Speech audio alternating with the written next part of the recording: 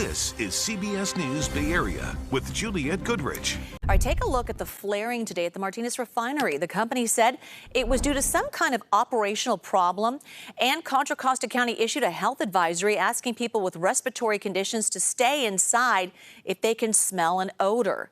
So the flaring started around 10 in the morning, and people started reporting a bad smell. We're talking rotten like sulfur. Those reports came from as far west as Crockett, 11 miles away. Health officials don't believe today's incident will create major health problems, but they want answers. The county has already opened an investigation into what happened. Martinez residents also want answers, and many are starting to get fed up with what has become just a recurring issue.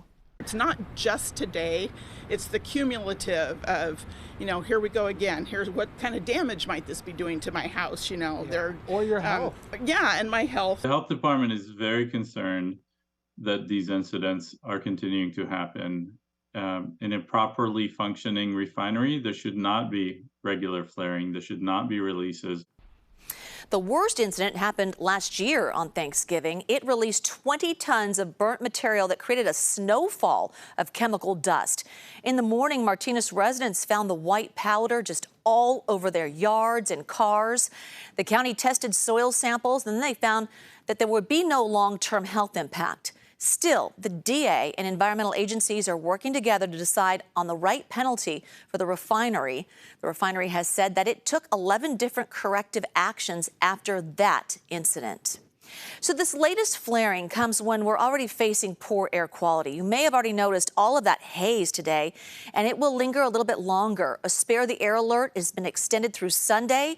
So let's go to Paul with the latest on that. Hey, Paul. Yeah, whenever we get into one of these long stretches of dry weather this time of year, the smoke from wood-burning fireplaces and stoves just tends to collect in the lowest levels of the atmosphere near ground level. And air quality was poor across much of the Bay Area today, especially inland in the East Bay and into the Santa Clara Valley. But we do have some rain that is right around the corner. Let's take a look at that and show the forecast amounts from when the showers first start to when they come to an end on Thursday. So the showers are initially going to begin Sunday, but Sunday's not going to be an all-day washout. We're talking about 1.5 inches of rain. That's the forecast at this point, but the boom and bust amounts represent kind of the range of uncertainty, the jackpot versus the, hey, this wasn't a very good forecast range. We're talking about the boom amount, the jackpot around 3 inches of rain. Even in San Jose, the bust only about 1/2 inch of rain. So that's a wide range of possibilities. Most likely, though, the numbers that are in the circles. Look at the boom and bust amounts for Concord. Could pick up more than 3 inches of rain if things really overachieve, or could pick up less than 1 inch of rain inland in the East Bay. San Francisco looks likely to pick up at least 1.5 inches of rain, even on the low end of the spectrum, with the boom amount getting closer to 4.5 inches of rain. And the highest numbers are inland in the North Bay, especially around Santa Rosa and some of the higher elevations near San Rafael and Kentfield. Forecasting over 3.5 inches of rain. Again, stretched out over several days for Santa Rosa, but if things really overachieve, could pick up close to 6 inches of total rainfall, and that's in a fairly stretched out amount of time, which helps to mitigate any flooding potential. Let's take a look at where we stand in terms of our rainfall deficit for the year. We could use the rain, and the ground could definitely absorb it. That helps to mitigate the flooding potential as well. Talking about numbers that are below 50% from where we should be to this point in the rainy season for the rain that we have seen so far. So how do police take down retail thieves? Well, in the Sacramento area, Elk Grove Police gave us a glimpse into their operation. They have teams inside and outside stores, and they are in communication at all times. Sergeant Emerson explains they look for security tags, cut security tags, concealed merchandise, and people with large amounts of items. We're looking at behavior that's not normal for an everyday shopper. We may go make contact with them in the store, or we just wait until they pass all points of sales and then we make contact with them. Next week, California's new Retail Theft Committee will hold its first hearing at the Capitol, and lawmakers are going to talk about a plan to study retail theft and come up with more solutions. The holiday travel season officially kicked off today. It is expected to be a busy one. The TSA says more than 1.4 million travelers will pass through our 3 major airports now through January 2nd. So this is what travelers at Oakland face today, those extra long lines just to get through security, and it definitely caught a lot of people by surprise. Okay, the Oakland A's, they've agreed to pay Alameda County the remainder of the money they owe for their half of the Coliseum site. So they've already paid $40 million of the $85 million purchase agreement that they made in 2019. And under the original deal, the rest will be paid in chunks of $15 million over the next 3 years. But the deal is a clause that's triggered the full amount owed if and when the team announced they would be leaving Oakland.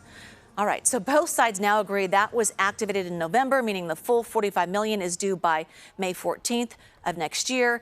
That's a lot of money. I think they all need lawyers to figure that one out. Okay, 49ers are heading to Arizona to Brock Purdy's home state. So we are taking the Red and Gold Report on the road. Where?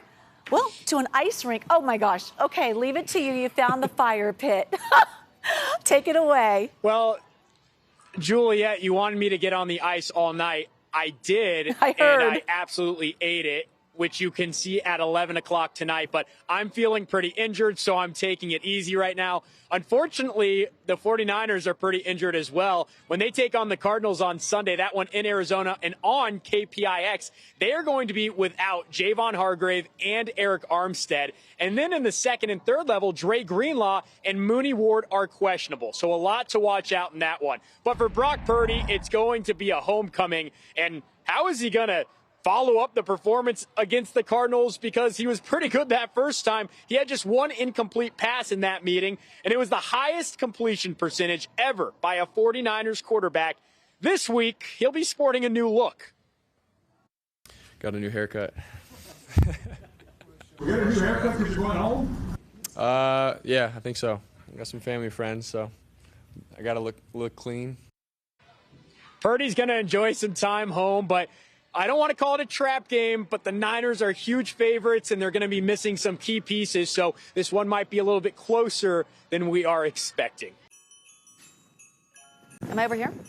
Oh, the spirit of the season will once again take over Stockton Street in San Francisco this weekend. The Winter Walk is a chance for a festive outing, and the Merchant Alliance says small businesses will be counting on all the people in Union Square to help them sell specialty items over the next 2 weekends. Welcome back. Well, we saw Matt out on the Walnut Creek ice earlier in the day. I was out there too, as you can see, and I got to actually have some fun on the ice. Yes, there I am. Just doing some casual ice skating with some fancy turns and footwork. Olympics, here I come. All right. I have a confession to make. That was my stunt double who actually wore my clothes. Yes, these red pants. She was such a good sport. Her name is Angel. She teaches lessons there. And I'm like, hey, Angel, can you wear these pants and pretend like you're me? So thank you so much. Thanks to all of you for donating today, and have a wonderful weekend. Rain on the way. We'll see you back here at 11 o'clock. Have a good one.